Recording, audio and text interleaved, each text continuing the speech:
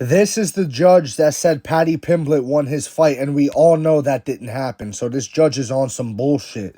However, he goes on to say you've got to assign a numerical value to what you just saw.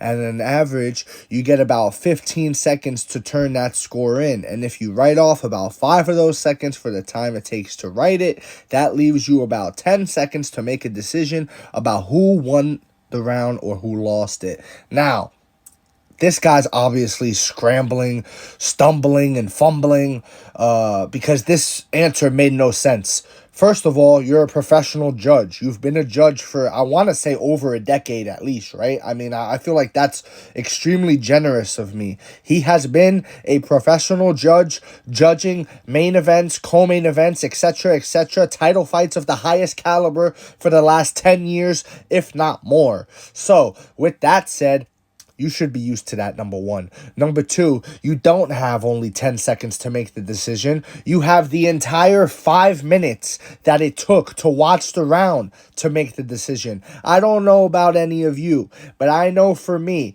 as soon, and I mean as soon as the round is over, I can turn to my friends and say, hey, I think he won that round or he lost that round, whatever the case may be. I don't need an extra 15 seconds to decide. Now, of course, if it's a close round or something like that, you could sort of make the case. But in the case of these two fights here, you cannot make that case. Paddy Pimblett 100% lost that fight. In my opinion, he lost every round of that fight. And for you to sit there and go, oh, well, I needed the extra 10 seconds and the extra 15 seconds, and it was such a hard decision, you don't know what the fuck you're watching. And I think it's just what it is, guys.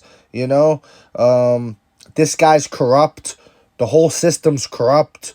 There needs to be an investigation on him. There needs to be an investigation on the reason why he was even allowed to go from the Bellator event all the way flying across the country to the UFC event. Why? Why did we need this specific judge? Is it because we know that this specific judge takes bribes? I don't know. I'm just asking the question. I have no idea.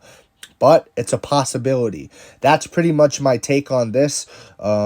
We need more accountability for these judges. These judges need to be out front at press conferences. I need post-fight statements. I need things of that nature. I need all of it because they need to be held accountable.